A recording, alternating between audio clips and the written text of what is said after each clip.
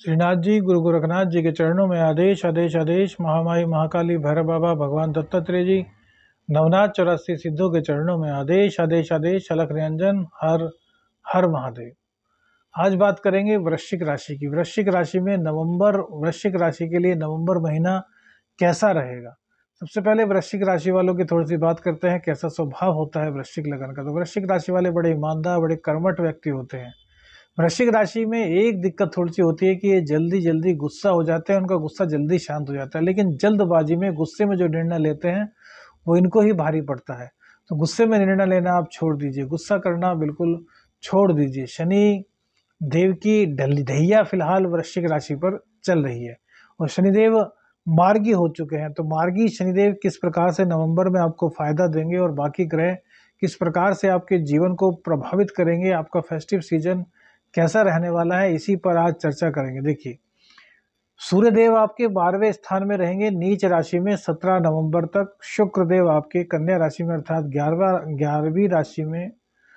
11वें भाव में कन्या राशि में आपके रहेंगे 30 नवंबर तक। उसके बाद शुक्र का चेंज होगा, सूर्यदेव 17 नवंबर को चेंज हो जाएंगे। मंगल और बुध आपके 12वें स्थान में रहेंगे, राहु आपके 5वें स्थान में आ गए हैं, शनिदेव आपके 4थे स्थान में और बृहस्पति आपके 6ठे स्थान में रहेंगे।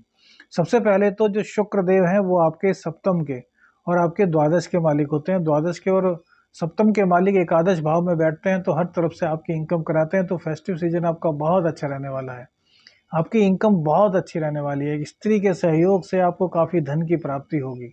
आपके डिपार्टमेंट में यदि स्त्रियां हैं तो उनका सहयोग कीजिए पूरा का पूरा।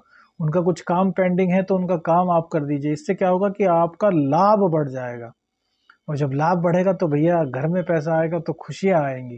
दीपावली का सीजन खुशियों से भरने के लिए पैसे की आवश्यकता बहुत होती है। बिना पैसों के दीपावली का पर्व थोड़ा फीका रह जाता है। पर्व तो देखिए सभी मनाते हैं, लेकिन फिर भी कहीं ना कहीं पर्व फीका रह जाता है यदि धन की कमी हो। ना तो अपनी खुशियां खुल करके बांट पाते हैं और ना ही घर की सजावट कर पाते हैं जब धन की कमी होती है। तो इसलिए स्त्रियों का सहयोग आप पूरा कीजिए, स्त्रियों से सहयोग लीजिए। स्त्रियों का व्यापार में, नौकरी में यदि आप सलाह लेते हैं तो आपके लिए बहुत ही लाभकारी सिद्ध होगा, बहुत ही अच्छा रहेगा। आपको किसी तरह की कोई भी दिक्कत यहाँ पर नहीं होने वाली। लेकिन स्त्रियों के प्रति आपके मन में जो वासनात्मक विचार इस दौरान आने वाले हैं उनको समाप्त कर दीजिए भैया। एक्स्ट्रा मैरिटल अफेयर्स, प्रेम संबंधों में आपके नए की तलाश, धोखा देना, चीटिंग कहीं ना कहीं और देना, कहीं कहीं से संबंध रखना, इस तरह की दिक्कतों को आपको भैया खुद ही दूर करना पड़ेगा। अन्यथा 30 नवंबर के बाद ये दिक्कतें आप पर बहुत भारी पड़ेंगी। ना आप इधर के रहेंगे और ना ही उधर के रहेंगे। केतुदेव शुक्र की पावर बढ़ाएंगे तो आपके ज्ञान में वृद्धि जरूर होगी। कहीं ना कहीं से यदि आप साधनाओं के फील्ड में हैं तो आपको सिद्धि मिलेगी। आपको किसी गुरुजन की भी आशीर्वाद मिल सकता है। गुरुजन के आशीर्वाद से आप साधनाओं के फील्ड में काफ़ी आगे जा सकते हैं। राहु देव की दृष्टि 11वें भाव पर पड़ेगी तो कहीं ना कहीं अचानक धन लाभ के आपके योग बनेंगे। भाग्य का साथ आपको पूरी तरीके से मिलेगा। भाग्य अचानक से आपको काफ़ी धन देने वाला है। कोई रुका हुआ कार्य था आपका, वो पूर्ण हो जाएगा। लगन पर राहु की दृष्टि रहेगी तो आप साम दाम दंड भेद से कार्य लेने में पूरे माहिर हो जाएंगे। आपके अंदर थोड़ी दया भावना इस वक्त कम रहने वाली है। आप दयावान हैं, इसमें कोई दो राय नहीं है। दुश्मन को आप नहीं छोड़ते, इसमें भी कोई दो राय नहीं है। लेकिन थोड़ा सा सेवा भाव होना चाहिए। यदि आपके पास किसी की मदद करने की सामर्थ्य है तो इस वक्त उसको निराश मत जाने दीजिए। भगवान ना जाने किस रूप में आपकी कौन सी परीक्षा ले रहा हो, उस परीक्षा को क्यों छोड़ देते हो।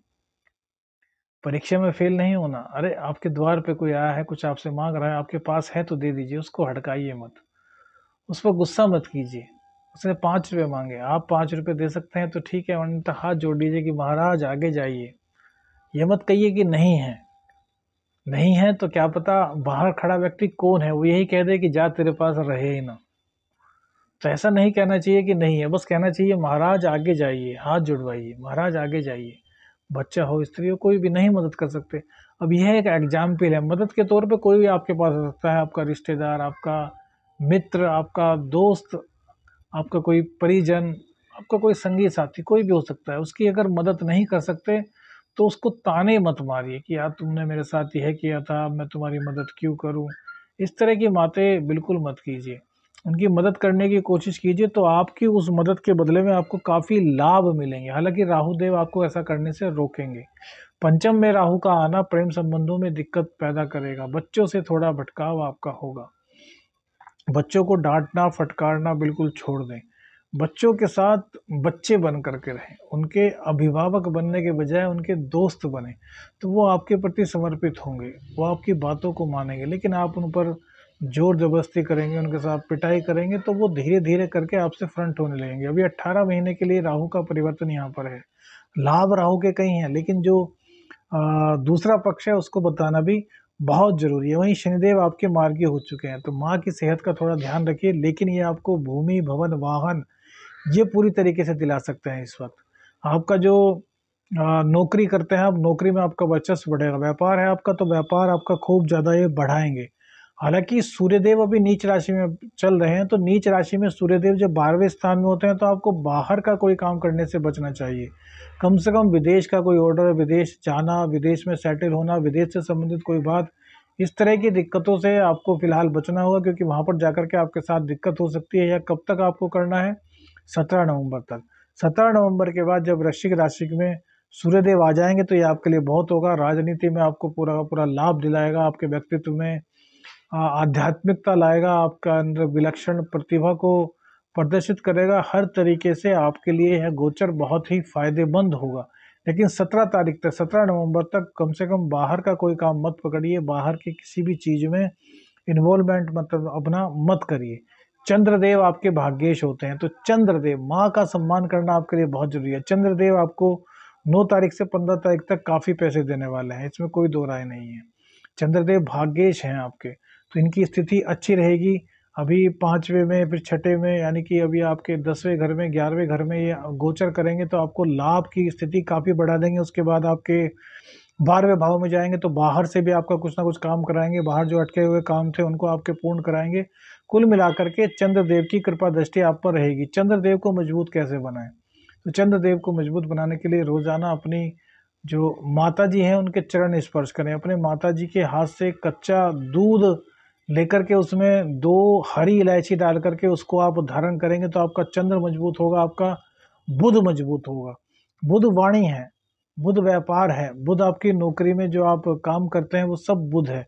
अपने जो बॉस हैं, बॉस से ऐंठिए मत, बॉस के साथ सहयोग करिए। बॉस ने 2 बातें कह दी, उनको सुन लीजिए। बॉस जब 2 बातें कहेगा, आप सुन लेते हैं, तो उसके मन में यह बात जरूर आएगी कि यार ये बंदा पूरा काम करता है, मैंने इसको बेमतलब में डांटा और ये फिर भी सुन लिया, इसका मतलब ये बंदा बहुत ईमानदार है और इसका आने वाले टाइम में आपको काफ़ी लाभ मिलेगा। अभी सूर्यदेव 17 तारीख तक नीच राशि में, 17 के बाद आप जब वो मंगल देव की राशि में आएंगे, और मंगल देव भी 19 तारीख को यहाँ पर आ जाएंगे, तो आपको बहुत लाभ देंगे। आदेश आदेश अलग निरंजन। हर हर महादेव।